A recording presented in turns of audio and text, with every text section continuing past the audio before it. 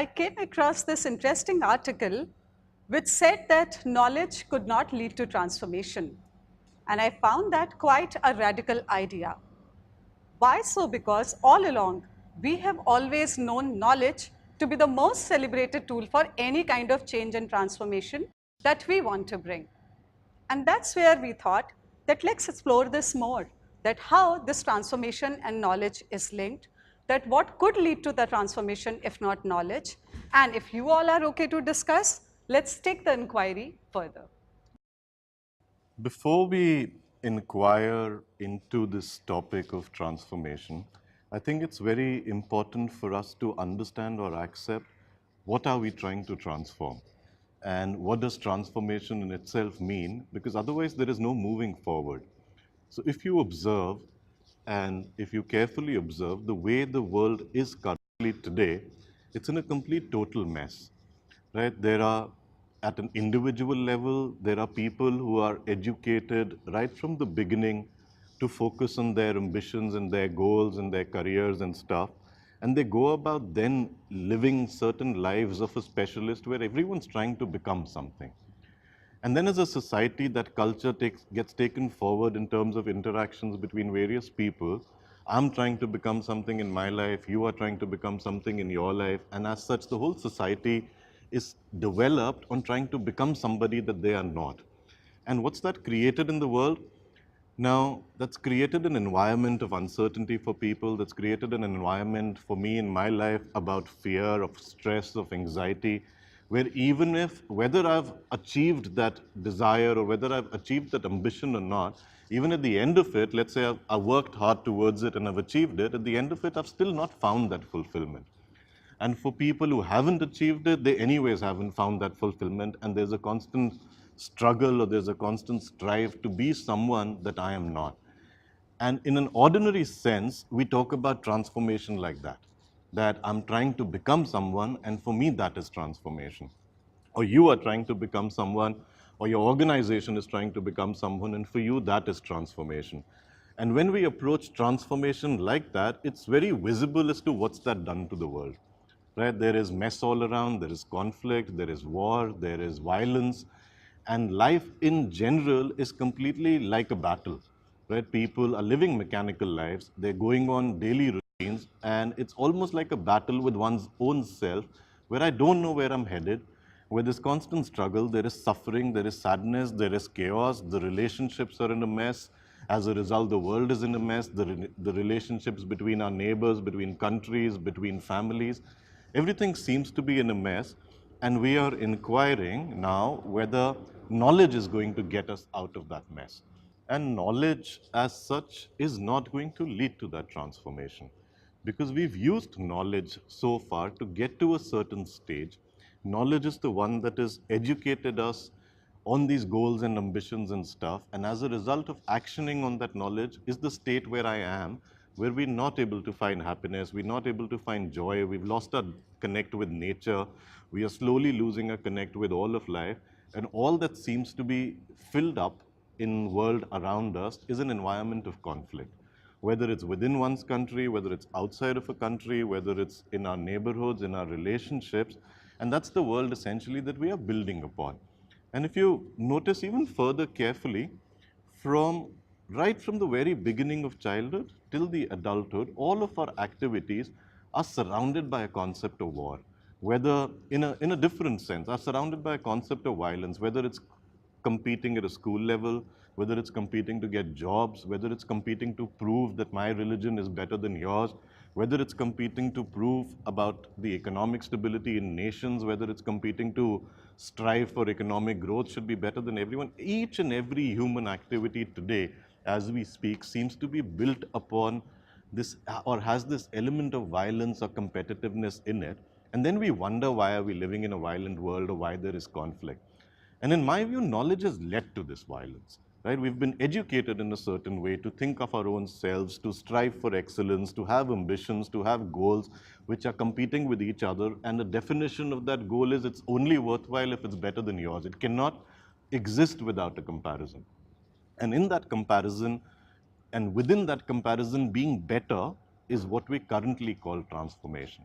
yeah, that I am earning an X amount, and can I get 10x amounts? And that's what I'm calling transformation. Is that really transformation in the first place? And is that transformation going to transform the world in the second place? And if it's not, then it's really not transformation. And we've spent almost 5,000 years of human existence, and we stare at a world today which is fighting more wars than ever in any other period of history. So what has led us here? And unless there is an acceptance that this is the world that we are generally living in, and this is my world that I am living in, I don't think there is any inquiry forward, right? Unless we acknowledge the basic fact that you and I are living in a world and this is the world, now we can talk about transformation, right? Because what does transformation mean? Transformation, literally in the sense of the word, means going beyond the construct. So unless we examine the construct that we are living in, there is nothing going beyond, right? And that's where we are at, that this is the place in history where we are at. We are staring at a world full of violence, greed, selfishness, and that's the basic existence of mankind. And now how do we move forward from there? How is it, and I question it as to how is it that knowledge is going to get us out of this mess? But doesn't knowledge have a huge role to play in transformation? I question that.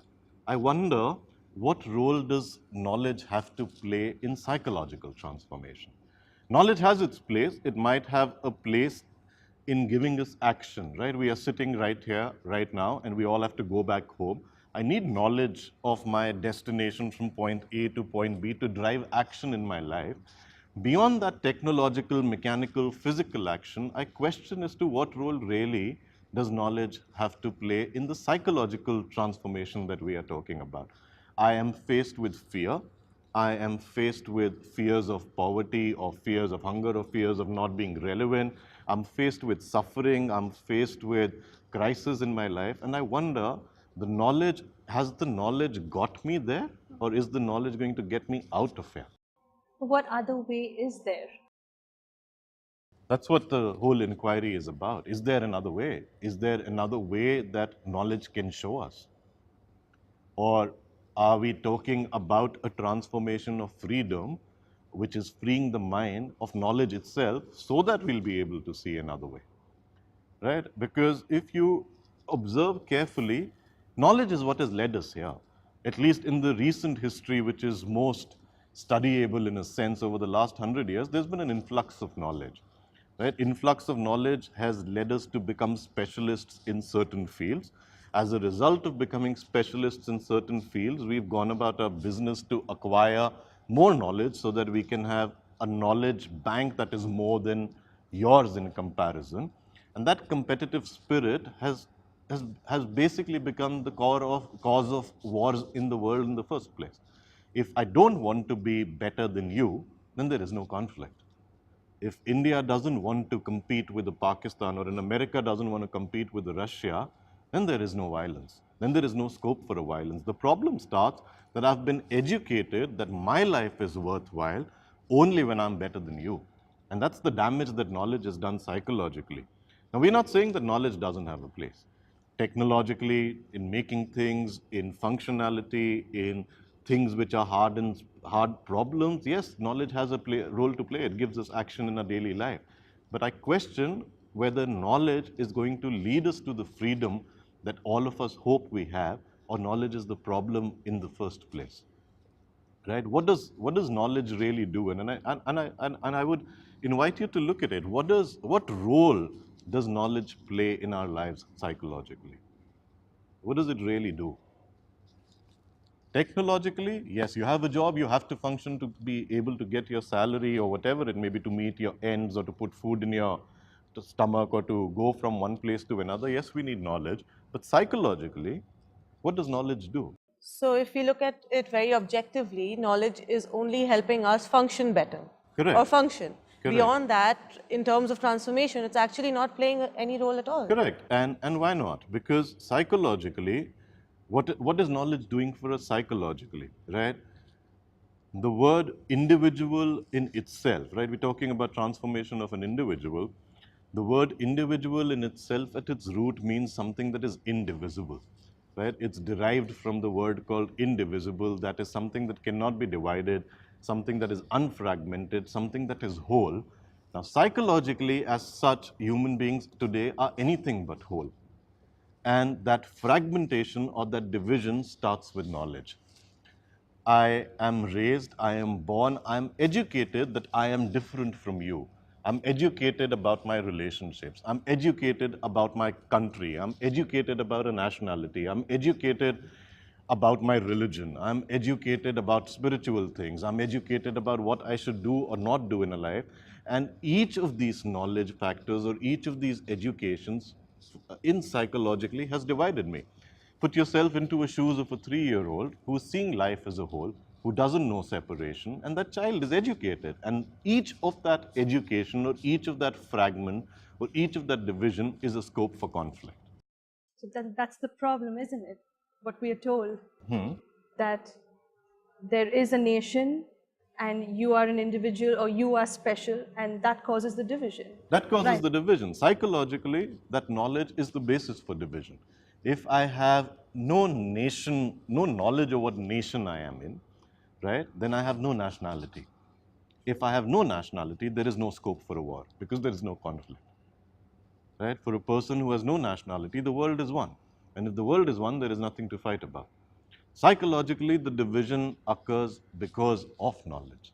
Yes, knowledge has a place, and we are now inquiring, like from that question arises another question, is there a way, because we need knowledge to function, so is there a way that knowledge and freedom, which is freedom from knowledge in a sense, work in harmony with each other to transform this world? And that's the question that we need to be really asking. This really brings a very pertinent point in the discussion. So while we do agree that knowledge kind of created all the violence and all the fragmentation and division, as you rightly said, and at the same time, the journey for transformation is through the freedom from this very knowledge. Right. And as the inquiry goes forward, what you're asking us probably is to have that differentiation created, that whether this knowledge and the freedom from the same can coexist in some parallels. Right. I'm asking a slightly different question. If we conclude that transformation is a journey, right? By journey, it implies that there will be a start point and there will be an end point, right? Which means the transformation will end at a certain point, and that's the way that knowledge has trained us to think, right? If knowledge is not, then transformation is not an activity in time. Right? Our knowledge tells us, because knowledge gives us action. If I have to go from here to home, this is a start point, and there must be an end point. And can transformation, and we're talking about a radical transformation of a human being, can that transformation have a start point and an end point? Or if that transformation even needs to divide the whole into knowledge and freedom? Right? And can the mind be free to examine the question itself, because within the question lies the answer itself. There is a world around us in which we live, right? There is a world around us in which we live, and we externalize the reality of it. I see violence, I see hunger, I see greed, I see poverty, I see people fighting with each other, I see wars, I see my politician whom I elected behaving in a certain way. And there almost seems to be a separation between that world and my world. And in that gap, we are busy trying to do something to create transformation. And what I am inviting you to examine is that, in reality, is there any difference between this outer world and my inner world? Because through knowledge, in my inner psyche, I am already divided. I am divided from you as a person. I'm divided from my family by giving them different names: mother, father, child, wife, husband, so on and so forth. There is a division. I'm divided in terms of my space. This is my house and it's my private area, and this is your house and that's my neighborhood, and this is my city and that's my country and that's my religion. So inwardly, psychologically, even to understand myself or even to be self-aware, in the first place, I've created a division in my inner being right from my childhood. And I go and act outside in the world. What is this inner being going to create? The inner being that is divided, that is unholy, that is fragmented, that is already separated from the rest, is going to create division in the outer world, and that's what happens. right? In my inner is the outer. There is no differentiation in reality, in actuality. What I am on the inside is the world that's been created on the outside, right? I am the world, and the world is simply a reflection of me. There is actually no difference. But do we see that? Because if we don't see that, then freedom just remains an idea. There is no path to freedom. And it will remain an idea if I fail to acknowledge that I am that division that I'm talking about. I am the conflict. I am the violence. I am the fragment. I am that separation. If I don't see that, then freedom has no meaning. It's very hard to see that, because when you do see it, Yeah. you still externalize it and you think it's happening outside, but it's not happening Yeah, within me. I'm not a part of it. And one must get into that then. Why is it hard to see it? No, and even if you do, the assumptions that we make is, then I shouldn't do what's causing all of that. So Yeah. it's hard to see that I am a part of it as well. So we see it as an external thing, Right. right? And we question normally as to what would change it. Right. Right? How can I change it? And I am raising a question that I, who is a fragment, who is divided internally based on gender, based on religion, based on nationality, based on geography, based on preferences, likes, rich, poor, I, who is completely psychologically divided, what can I do to change it? Whatever I do will be a part of a fragment. I will decide based on a very small fragment. I will see your pain or your suffering or the world suffering, and I will try to do something based on the knowledge I have, which is a very focused specialist knowledge. And I will try to do something within that knowledge. I will use a small little division of my brain to transform the whole. I can't do anything. Using my knowledge base, using my intellect, is it actually real that I'll be able to do something to transform it magically? I don't think it's possible. Because we're actually just trying to find a solution through a divided mind. That's right. We're trying to solve a problem of division with a divided mind. Yeah, I have a mind that is divided. I thrive on that division because I have selfish interests of my money or my religion or my spirituality or my gains or my business. Anything that I touch has an element of selfish interest in it, and through that element, I'm trying to transform the whole. The mind that is fragmented, can it even understand the whole? Can it even see the whole? And what meaning does change have in any of it then? What we mean by change is just a technological advancement of the world, right? You look at the past 5,000 years, what's changed? Technology has changed. The gadgets we use has changed. The media has changed. There is lots of new inventions that happen by the day to day. In all of those inventions, we are still struggling with the very elementary question of mankind as to how is it that I'm going to get rid of my suffering. 5,000 years of human documented history, and we're still struggling with the question, basic questions of why am I encountering fear? Why am I still scared to lose my possessions or to lose my things? We're struggling with the most elementary of questions. And the same knowledge that has created that division, the same knowledge is attempting to answer it by saying that I can change it. And we've tried almost every possible facet of knowledge that there exists to change it. We've tried applying knowledge to concepts like socialism, to capitalism, to Marxism, to communism. Every single thing that knowledge has touched has ended in violence. Whether it was socialism in Russia, whether it's a practice of communism, whether it's Marxism, every single thing that knowledge touches ends in violence because the factor of knowledge itself is a division, and division is a conflict. Right now, the conflict is trying to see the whole. And we are wondering if that is even possible. And then, if it's not possible, when the mind sees that I can't do anything to change this world, right? When the mind sees that, and then is the only time that it can even begin to inquire as to what freedom is. If this isn't, then is there something called freedom? Not as an idea, not as an abstraction, but what is it? What does it mean? What does a free mind mean? What is a free and a whole mind which is holy and therefore sacred? What does that holy mind really mean? And if we try to understand it from knowledge, you will not get an answer. I was wondering why we haven't figured it out then, that knowledge is a basis for this division, or that knowledge has caused this division. Because as a culture, we're all so driven by knowledge that, and we all go seeking it, that knowledge makes our lives better. Right. Knowledge makes the world better, and if you are educated, then there wouldn't be these problems. I think the root of the problem is in the way we are educated.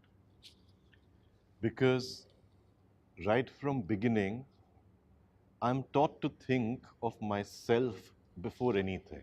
Right? The division happens right from the moment, and before even schools. These days, it starts right at home, with parents educating the child on what to become and not to become.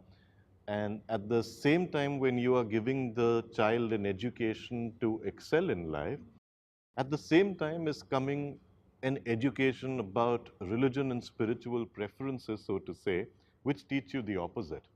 And you've introduced conflict already. On one side, I'm being taught to be ambitious, go do well in life, make a lot of money in this, that, and the other. And on the other side, there is religious education, no matter which religion, whether you're a Hindu or a Christian or a Muslim or whatever it is, they would profess a false sense of goodness in a way, where you do certain things to please an entity called God, which are almost the opposites of what education, in a sense, is teaching us. And you are expecting a 3, 4, 5-year-old young mind to understand all this. And by the time that child is growing up, it's already conditioned with pollution. Right? We've introduced dirt in the mind, and now we are relying on that dirt to analyze itself and then somehow magically become clean. It's just fundamentally impossible. In the psychological realm where my mind is divided, all I can think of is myself, violence, conflict, greed, constant push and pull. Life is a struggle, life becomes a battle. I have to outdo something, I have to think of me, myself, then my family, my self interest. What can I do for myself? If I have a relationship with you, for example, I have to think of how am I going to still protect my relationship with you. Where is freedom in all this? Right? Freedom means that I can be in a relationship with you and yet not be dependent on you. Or you can be in a relationship with me and yet not have that dependence on me. That is freedom. And how is knowledge going to bring that about? It's a fundamental disconnect. Is there a way?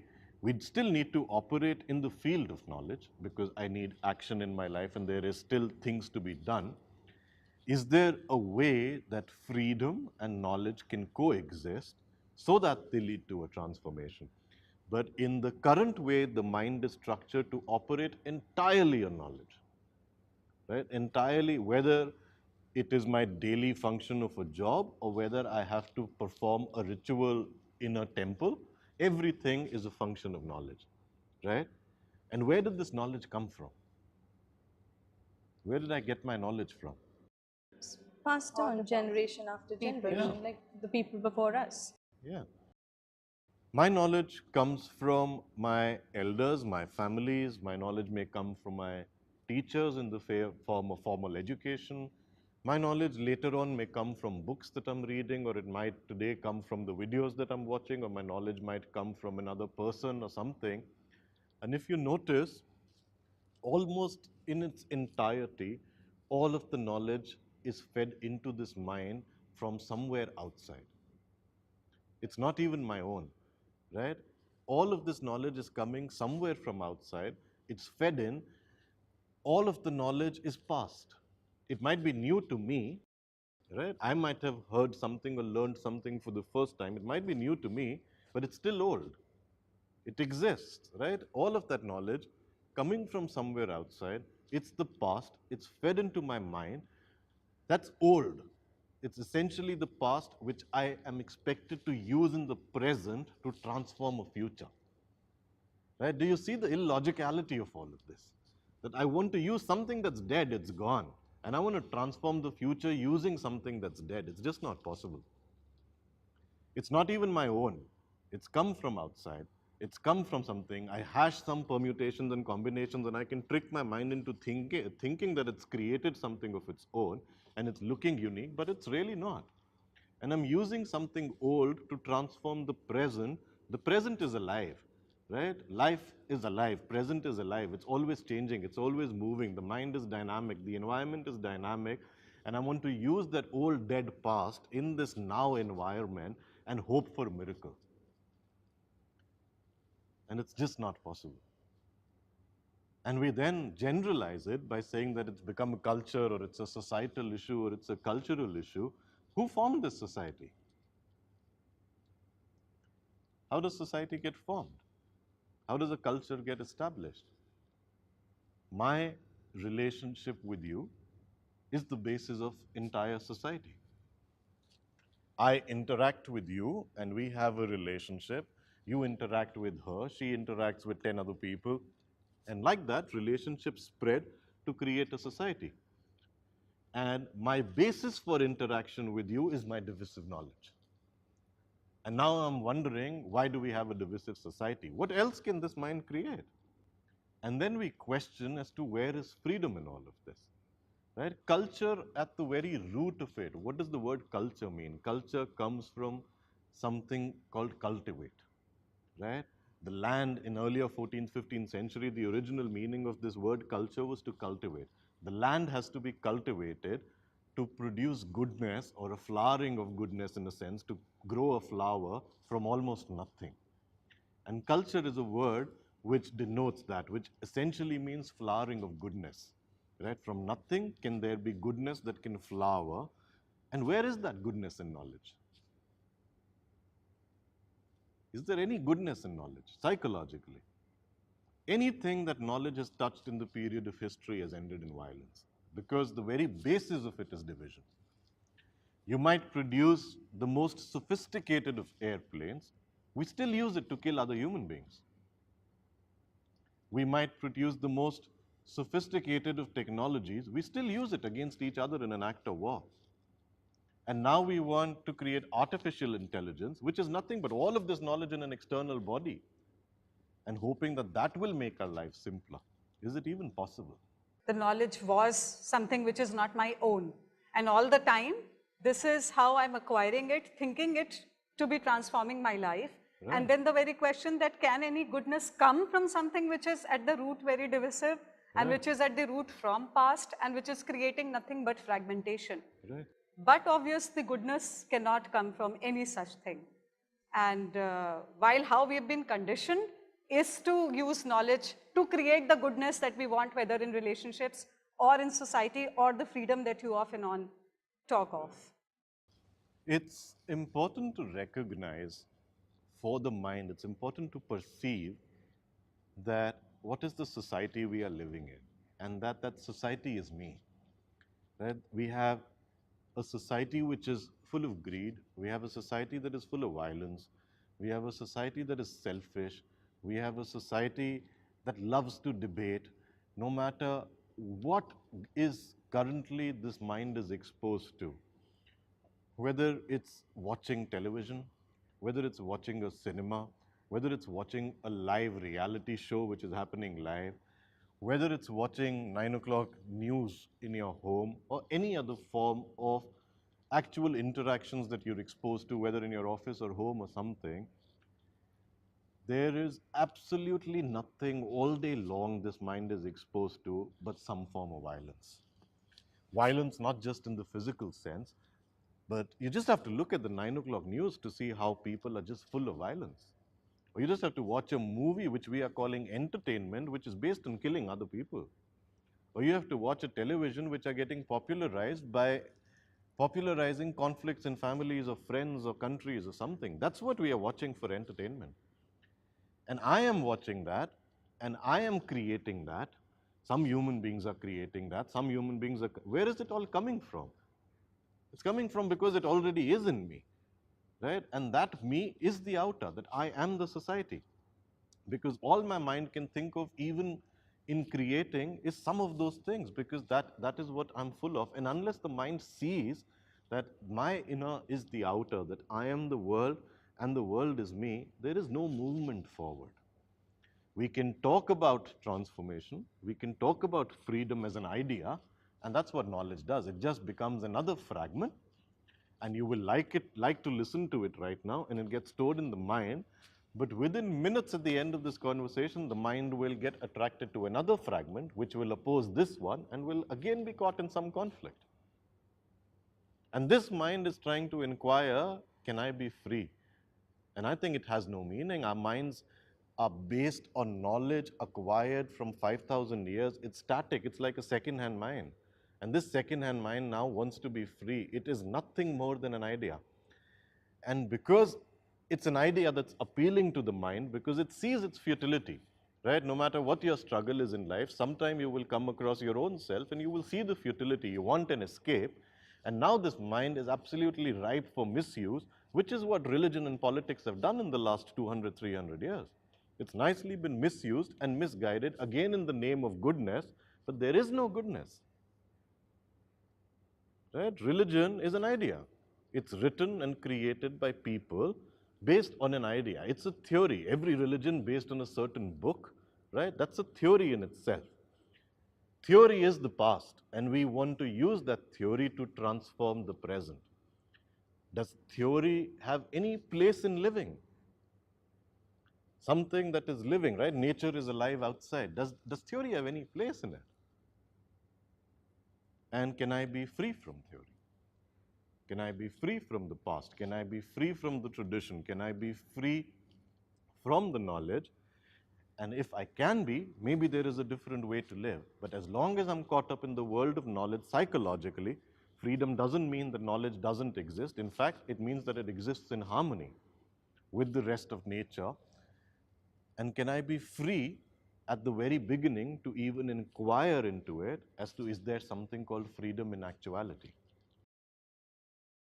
And that's the question that we are essentially inquiring into. This brings a very interesting question to my mind. You mentioned that for the mind to be free, it probably needs to then look beyond the construct of knowledge. And as an individual, and all of us here also may be feeling the same thing, that we do want to explore what lies beyond that construct and what that goodness can be.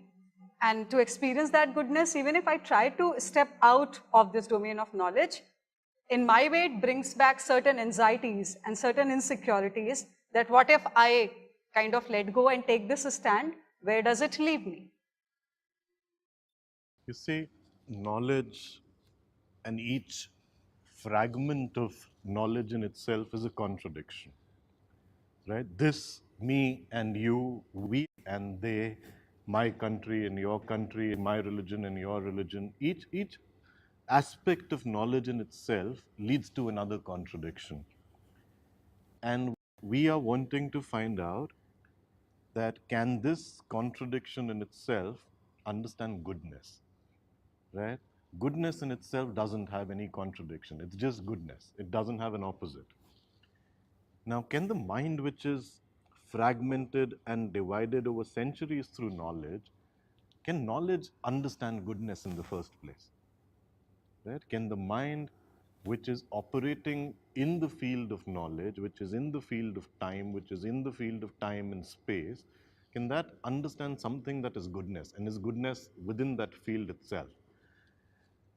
We can confuse ourselves or believe to think that goodness is in the field and abstract it as an idea, and it becomes another concept, and then it has an opposite, which is the good and the bad.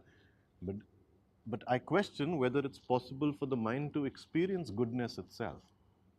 Because as we are in our daily life, there is no goodness, right? If there was any goodness or any sense of goodness, then we'd be behaving very differently. So as we exist in our space, there is no goodness. Similarly, there is no freedom. We can abstract it as an idea, and we then tend to think of it in terms of freedom from or freedom of, but freedom is freedom. It's not freedom from knowledge, it's not freedom from society, it's not freedom from religion. Freedom is freedom. And mind is currently trying to achieve something that it doesn't even understand, right? Whether it's freedom, whether it's goodness, it's seeming nice, it's appealing to me as an idea, but I don't know what it is.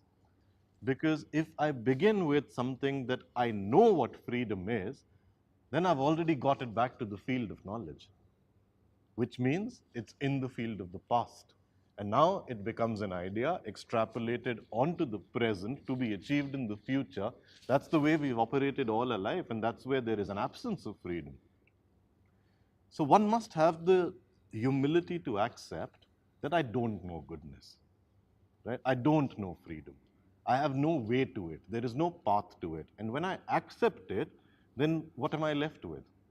If I accept, right now I am chasing an idea called freedom, which means a lot of energy inside of me is going in investigating or in attaching a goal which is called freedom. I'm using my energy to study that.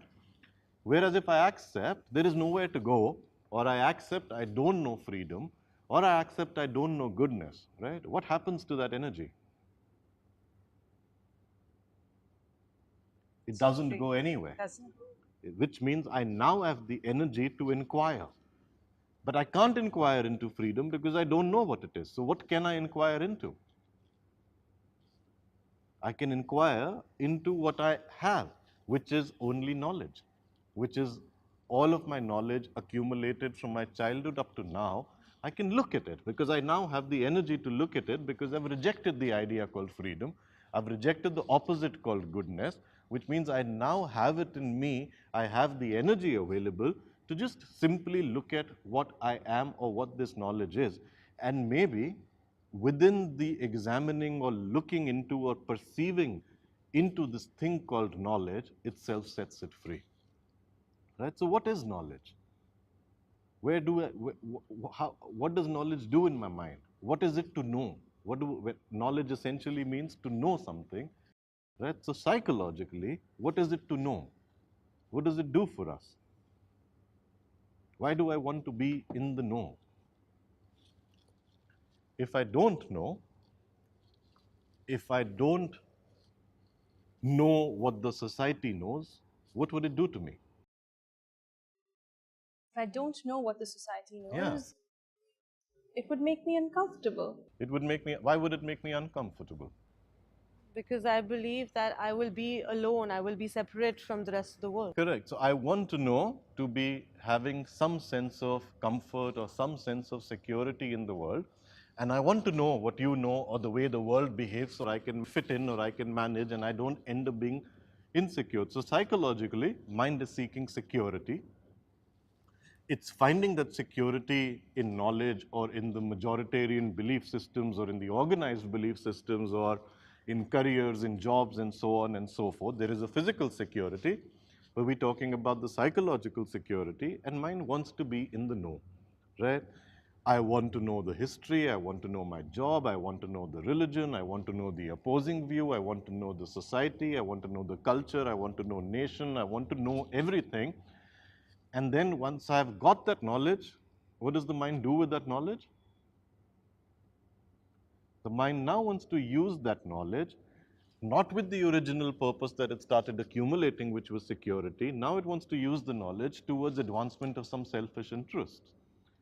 Ambition, goals, future events. I want to secure myself with larger than life things. And it starts to slowly even confuse itself that in that security lies a path to happiness. Right? I have certain things with me. Can I expand the horizon? And I've educated myself into believing that in the expansion of that, whether it's things, collections, possessions, or even in the expansion of knowledge, if you take it in the religious sense, the mind is believing that in that expansion lies happiness. But it doesn't come. Right? No matter how many years we spend into it, it doesn't come because what we missed out on in all this quest for knowledge was the discovery of truth. We never got a sense of the question or the sense of an answer to the question that what is happiness? We just based it on an idea that more is happiness, right? Let's get more, and that will eventually mean happiness, or it will lead to success or achievement, and that is happiness. And we spend our entire lives into that quest without ever discovering the truth as to what happiness would really be. Because knowledge is not a process of discovery. Knowledge is a process of an import of information into the mind from some external source. That external source might tell me what happiness is, and I act out my entire life into it. But how is the mind to discover the truth? So essentially what you're saying is that as long as we use knowledge, we will not reach a point of happiness because we've already set the point of happiness as we see that this is what is going to make us happy. Correct. See what happens, no? I will start my year at the beginning of the year. I set a New Year resolution to do this. Why? Because it will make me happy. I reach there, am I happy? Or I don't reach there, even then I'm not happy because it was an incorrect assumption in the first place, and that itself came from knowledge. And in that quest of achievement, or in that quest of assuming that this is where happiness is, I disallowed myself from even experiencing things as they would be. Right? Because knowledge means to know, and based on that knowledge, I develop action in my life, and action translates into experience. And my experience itself has a base in the knowledge of the past. And a very natural question to then this is, do I allow myself to have any new experience at all? I go for a movie, I have a reference point in my mind about what is good, what is nice, what is not so good, what is not so nice. Based on that, I judge my current experience, and I'm very quick to conclude whether this was a good experience or a bad experience. Conclusion means that I'm referring to a past reality, which means I'm not allowing myself to have any experience of the present. Whether it's in business, I have past knowledge. Whether it's in society, whether it's in religion, it's full of past knowledge. Whether it's in nation, whether it's in relationships. We've already classified people in our minds as to what is a good person, what is a bad person, where am I not, and in that, we never have an experience. And the human mind is constantly operating in this field of knowledge and experience, where if you examine carefully, there is nothing new. Right? And to be able to see that, if the mind can actually see what is taking place inside of me, and as a result, what is taking place outside of me, and that it's the same movement, and if the mind is able to see that, what takes place? If you're able to see that, then there is an automatic end to it. Right? It's like seeing danger. If there is a fire that breaks out right now, there'll be an instant action. There will be no gap. There'll be no accessing a knowledge pool. There'll be an instant action because I can see the danger. If I don't act, I will burn. Can the mind see the danger in operating solely and purely in the field of knowledge? And if it can't, then freedom can just remain an abstraction. Then there is no getting there. Because the knowledge field is addictive. Right? We work in our small little worlds, we manage our small little spaces and our small little lives, striving for certain goals which exist in comparison to each other. It has no meaning. That is not freedom. And we abstract an idea called freedom, we abstract an idea called goodness, which absolutely has no meaning. It's just an idea. Where is the freedom? You see around you, you see recent events that take place in the world, right? Whether it's in politics or whether it's in society or whether it's in religion, what's the nature of those? Each of those, whether it's a religious practice, leads to violence. We talk about patriotism and we talk about playing patriotic songs and celebrating Independence Days and all. Patriotism leads to wars. We see politicians all around us, and we see some of these politicians well past their prime and well past the retirement ages and 70, 75-year-olds. We saw a recent election right here in India, where 75-year-olds are fighting for each other, not for how they will transform the world, but rather over who will get control of the power. So the word democracy has been changed into a word called power, and even the word democracy at its root, the word krasi means power. Now, people who are striving and fighting each other for power, we are hoping that they are going to transform us, and we are taking a route to criticize them, or we are taking a route to talking about a constructive criticism or whatever it is. Can someone who will be as divided and goes to the people on the basis of votes, which is essentially division, can they actually transform the world? Is it even possible? People who are fundamentally on their deathbed fighting for power, that's all that interests them more than anything else, can they even transform the world? And power by itself at the root of it means isolation, right? Because you see someone in power, they're in a corner office or in a room or in a nation or in some place, it's a process of isolation. Someone striving to reach a process of isolation is going to talk about freedom. And all our life is like that. It's easy to blame a politician, but all of us inwardly are all about a process of isolation. Now, that is isolation easy to understand because it's at a larger level. We are all trying to succeed in our own petty little goals in some way or the other, which is going to give us more power or more responsibility or more of something. And that essentially is a process of isolation. And we said individual is a whole. And each day and each second of my life, I'm striving towards a process of isolation, moving further and further and further away from whole. And if I see it, and actually see it, not just in the sense of look at it or as an idea, but if I see it within me, then there is a movement forward because I understand what is happening. But if I don't see it, then there's nothing to do. Then freedom is as lousy an idea as politics. Possibly all the way that all of us have been exposed to freedom or to all that you have been saying, whether it is religion, whether it is talking about patriotism, is in a manner that, and that's why it's a misunderstood concept then, and probably has not yielded those results of transformation. That if it is coming from that tradition of division and coming from that fragmentation. So the problem is that we have understood everything as per another person. I've understood politics as told to me. I've understood religion as told to me. I've understood God as told to me.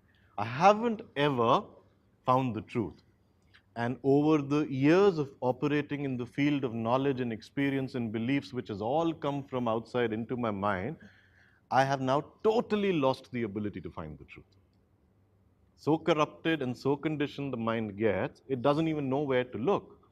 And in that stage, there is a guru that comes into life, or there is this politician that comes into life and says, I will show you the way. And it completely misleads the human being or the individual into another direction, and they still don't find the truth. Religion, the word religion in its true sense means gathering of all energy, to pay attention. That's what the word means. That I gather energy and I gather all of the energy, that is the whole. I gather the whole so that I can attend, so that I can find out the truth. That's what the word religion means. Look what we've done to that word called religion. As of today, the way religion is, it's anything but gathering of energy. It's a process of division. It's a process of division to get power. It's a process of division to get votes. It's a process of division, or it's a process where you get a break from your daily routine and go attend church on a Sunday or go to a temple on a Tuesday. That's not religion. That's a ritual. Ritual is tradition. The word tradition means betrayal. And religion, as we practice it, is actual betrayal happening right in front of our eyes. Because we're just following a certain tradition, a certain knowledge, without even understanding the purity or the goodness in the word. And we misuse it. And that's what knowledge has led us. So knowledge over a period of time has led us to this stage, and unless we understand all this, there is no freedom. Right? Yes, we need to operate in the field of knowledge because it has its place. There is a functional place, and I need it to be able to function in life. But how will this mind be free to actually look at life itself, to look at living itself, and living not as in the way of past carrying into the present, but living as in looking at living which is fresh, which is alive, which is here, which is goodness, which is every moment. And how is the mind to be free from all the burden of knowledge, right? If you look at freedom, the opposite of the word freedom would be the word burden, right? That you're burdened with something. And right now, this is the burden. The reality for us is the burden. Freedom is an abstraction. Now, can I examine the burden to be free from the burden itself? Right? And can I gather the energy to do it which means to deny or negate everything that the society has taught us. To put it aside, to not judge it whether good or bad, to not condemn it, to not criticize it, but to simply put it aside so that I can look. Because as long as I'm burdened with it, as long as I'm burdened with the definition of God, He could be right here and I won't be able to see it. Because I'm burdened with what I am looking for, which means I'm already decided what's the experience I'm seeking, which means there is no new experience.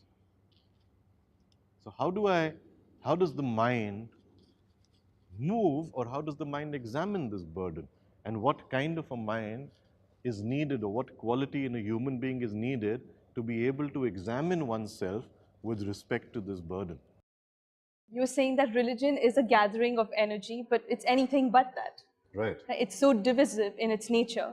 There are some of us who know it, but there are so many people who hold on to it so strongly. We confuse religion itself as a fragment, right? Religion, as we said, is gathering of all energy to attend to what's happening right now, right? To pay attention. Whereas religion to us means currently my religion, your religion, Hinduism, Islam, Christianity, and so on and so forth. That is not even the religion. And if you make this statement to someone, it will be construed as an attack to his religion or my religion. And we are inquiring, or we are finding out whether it's possible to look at the whole structure of religion, right? Not as my thought or your thought, not as my knowledge or your knowledge, not as my religion or your religion. If religion is the gathering of energy, right, are we gathering energy as a whole? Or are we trying to get lost in certain rituals and practices which will then get me energy? Right? So currently what is happening is that it's been boiled down to a series of rituals, right? Someone taught us, you do this, either this mantra or this chant or something, and at the end of it, you will be free. Or at the end of it, you will discover truth. And what we are fundamentally questioning is that even possible? Is freedom a journey, which means that will I find freedom at the end, or does it need to be the beginning itself? Because if it's not the beginning, then I'm not even free to inquire. So, from what I understand, then to even inquire, you have to put aside everything that I know. Correct. Otherwise, there is no inquiry. Otherwise, there's a conclusion, which I already know, which means all I'm doing is going to be indulging in an analysis to prove my conclusion, and it's not going to lead me anywhere, which means I'm still operating in the field of burden. I might tend to believe that I am pursuing freedom because mind has created that idea, but that's just one fragment trying to convince the other that I can free you. Right? One part of my mind talking to another part of my mind that yes, I see that you are caught in this trap and it has no meaning. It's one mind, it's one whole mind, it's one human being. And how can one fragment free each other? Whereas can you observe all this, right? Can I have the ability to actually just see the whole of my mind, because my mind is the world's mind. What is in me is there in the world. I am the world is me. If I see that, the burden ends. Otherwise, it just mindlessly forever continues. So we just keep chasing one idea after another. Correct. As long as we act out of knowledge, we're just chasing one idea after another. We're not actually getting anywhere. We're not experiencing what's happening around us. We're just following ideas after ideas. That's right, because knowledge can't get us there. Right now, the danger of this conversation is that the mind will abstract freedom as an idea or transformation as an idea. Then it would want to create an action plan based on reading 5 books from the past. It has no meaning. It's dead. That's dead pool of knowledge trying to transform something for the future which doesn't exist and ruining the present in the process. Whereas freedom needs to be a beginning. It's not, I will do this and then reach freedom, which is what the whole spiritual or the religion misuse of the modern age teaches us, that you do this, you follow this ritual, you do these many fasts, or you come to the church so many times, or you listen to my lectures so many times, and then you will become enlightened and there will be some freedom. It's just not possible. That means freedom is already an idea. I already know what that freedom is to place it as an end point, and now I'm just following a ritual, and in the end, I will only believe that I've reached there. It has no meaning. Right? Our beliefs have no meaning. I can believe I'm 10 feet tall. It has no meaning. I can believe that that text which is written in the religion carrying on for the last 5,000 years is true. But it's a belief. It has no meaning. I can believe God looks like that. It has no meaning. It may or it may not be true. How will I have the energy to discover that? And can the mind which is burdened with filth of 5,000 years, can the mind discover that? Can I, who is absorbing the history of the last 5,000 years, storing it, compartmentalizing it in my mind through a divisive, fragmented process, can I, with that mind, find out what something called truth is, what goodness is, what freedom is? It has no meaning.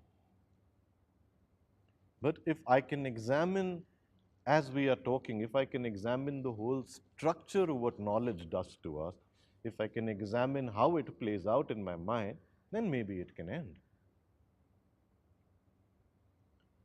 See, through knowledge accumulated over a period of time, which gives us security and predictability and comfort, as we discussed earlier, it gives us a certain action, right? I need to go from point A to point B. It's given me action. That is something I don't need to discover every time. But even in our psychological space, it does the same thing. Without analyzing, it gives us certain action. That action over a period of time becomes repetitive, and the entire vicious circle of knowledge becomes action, experience, repetition, action, experience, repetition, and there seems to be no way out of it. The mind gets caught in it.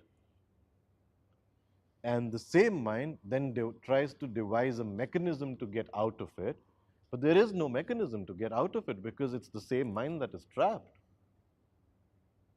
Right? And it gets misused by people who are saying, come, yes, your life is miserable. Yes, you are suffering. Yes, you are fighting a constant battle. And now we have someone who looks a little different and says, come, I will help you. Right? And we get trapped. But it's still the same person. Who is this person who's going to help me? Someone who himself has even more knowledge about the last 5,000 years of history than I have. You are basically someone who is claiming to have studied religion, which means you've studied more theory than I am, and you're going to use the past theory to help me out of my current misery. It's not possible. And can I have the freedom in the beginning to reject all of that so that I can find out, so that I can see, is what we are questioning. Can the repetition end? Right? When we say, can knowledge end, what is the point where, what's the point of demarcation where knowledge ends and, so to say, freedom begins? You have been, Chetan, emphasizing a lot on this freedom and can the mind actually see this freedom and until it is trapped. And it brings me to ponder back that you mentioned somewhere right now that the mind which is occupied or the kind of occupation that knowledge is doing in the psychological space definitely cannot taste freedom because it's already occupied with whatever occupation knowledge has given it. And so earlier in the discussion, you had mentioned about seeing the truth and observing. Right. So until this occupation ceases to exist, can the mind even be free to observe and then know freedom, or how does this observation works for the mind? You see, all the mind has currently is this burden, is this knowledge, and it may have freedom as an idea, right? And we are talking about, can I reject that idea, put it aside saying I don't know, and stay with what is. So what is in my mind is knowledge. And now can I examine knowledge, and maybe the very examining of that might lead me to getting rid of the burden of it. So what really is knowledge, right? Knowledge is action, giving me action. That action I can see is repetition. That action I can see is not allowing me to discover truth because it's based on theory, it's based on tradition. Tradition means betrayal, betrayal of the past to be able to see the present. That mind is rooted in the past. And this knowledge, carrying on from the past, is stored in my mind, right? And how is it stored in my mind? The mind creates images of knowledge that I've gathered, and these images are existing in my mind. And these images direct all of my experiences. For example, if I meet you right now today for the first time, what does the mind do?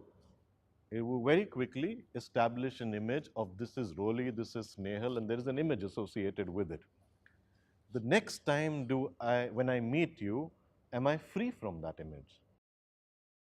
I'm not, because it's already guiding me on what to accept.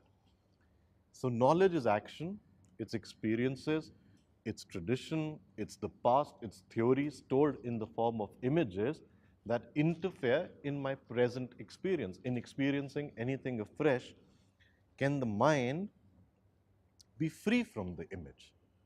Right? What we are essentially asking is, can the mind be free from the image? Image is knowledge, image is memory. Can I meet a situation where I'm not allowing my memory to interfere in my experience of the present? And that is freedom. And how is the mind to be free from the burden of the image, or from the burden of the memory, or from the burden of the tradition, is what we are inquiring into. Which means that I can meet you and you may insult me or you may praise me.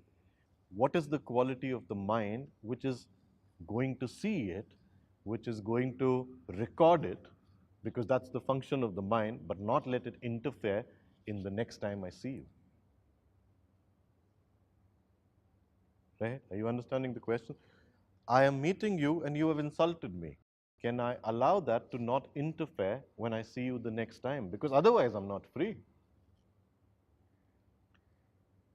So I have recorded things over the last 5,000 years in my mind. I need them to function. I need them as knowledge. Can I allow them to not interfere? Can I see the futility of it? And can it not interfere in my present moment? Because that is freedom. I have understood what you mean by education. I've understood what you mean by religion. I've understood what you mean by freedom. I've understood what you mean by politics. I've understood everything because that's knowledge. Can I live in a manner that I'm free from it, so now I can understand the truth? Because what I've understood from you is basically the past. And I've understood from you the past, which even you've understood as the past from someone else. It's not even yours. And they have understood from someone else. It's like a vicious circle carrying on year after year. Can the mind be free from that so that it can incarnate afresh? Right? We talk about reincarnation, which is past continuing into the present. Can the mind incarnate? Can the mind be free from the past to be able to examine the present? And if I observe the nature of knowledge, if I observe the nature of structure of knowledge, if I observe how knowledge divides, and as it has divided me internally, it has divided the outer. If I observe all of that, how my images and memory actually prevent me from living in the present. Memory is the past acting out in the present, and how my knowledge is interfering in the present, which is a betrayal of the present. If I observe it, right, as you are listening, and if you observe it, what takes place? But there's a disagreement in my mind, which is, let's say we are saying that we should not have images of the past interfere my interpretation of the present. And then on the other side, I have this question bothering me that even if I made some images at the first time, there was a reason for it. It could have changed when the second time I meet the person or I meet that situation, it may not have changed. And all this that we say that first impressions do have a lasting impact, and the things that we have learned all this while that, fool me once, shame on you, and fool me twice, shame on others. So all of this maybe it is the knowledge which is throwing it back to me, but my Yes, first so impression. why does the mind retain those images? If you go deeper into the question, why is the mind holding on to the image? It's basically for security, right? For self-preservation. Whereas if you operate in that field of security, which is to preserve myself, from whom? From the rest, which means there is already a division in that question itself. I am separate from the world and I must protect myself from the world. Then you can live in that, but not, there is no need to expect freedom because it's not possible. But to add to what Roli said, it's very difficult to meet the person afresh every time. That's because we are so used to operating in the field of knowledge that I'm constantly thinking about myself. You having an image about me has nothing to do with me. It's for your self-protection. You are trying to protect yourself from me. That's why you're anticipating whether I will hurt you, praise you, fool you, cheat you or not. One has to understand that the reason behind this image-making business is purely a selfish reason. You are doing it for yourself. You are doing it to protect yourself because currently you perceive yourself to be different from the rest. Unless one sees that I am the world and the world is me, this is what we were discussing earlier, there is no movement of freedom. You're not free to inquire. There is no way from the mind to stop making images. That's the function of the mind. It will record. But if I see, and that's the question that I asked, if we see the whole structure of this, right? Not piece by piece, because then it will take a lifetime to examine. If I just see the whole structure of this image-making business, if I see the whole structure of knowledge or the construct of knowledge and what it does to the psychological peace of mind, how it separates us from A and B and C and D and I and we and they and you and me and so on and so forth, how nationalities and how religion and how sacred concepts, so to say, have become the very reason for war, right? Something that is supposed to guide us to peace has become the very fundamental reason for not having peace in the first place. If I examine the whole structure of memory and tradition and knowledge, if I just examine, and if I see the danger in it, yeah, like I see the danger in fire, if I see the danger in it, then what takes place? Freedom of our mind. Then there's nothing to do. It ends. Yeah. If you examine the whole thing, then there's nothing to do. And our constant occupation, the question that Roli was asking, our mind is constantly searching for what to do, right? I want occupation. Thinking about you in a certain way gives me that occupation. Thinking about my country in a certain way gives me an occupation. Thinking about my job in a certain way gives me an occupation. Thinking about God in a certain way gives me an occupation. Thinking about enlightenment in a way gives me an occupation. Thinking about Buddha and his chants gives me an occupation. Whereas if I just observe the whole structure of that occupation, which is knowledge, there's nothing to do. It ends. Do you think our mind is scared to be free? Is it scared to be free from the knowledge? Is it scared to not have any occupation? Because why else are we burdening ourselves with constantly trying to find occupation? We'll get into the question of fear when we address this, but I don't think the mind is scared. I think the mind doesn't know what it is to be free. It's never been free.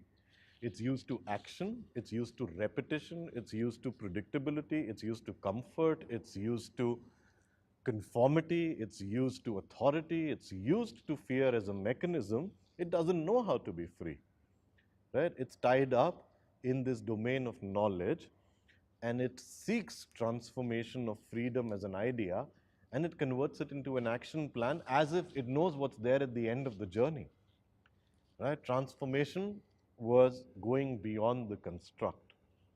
What we have discussed is the construct, right?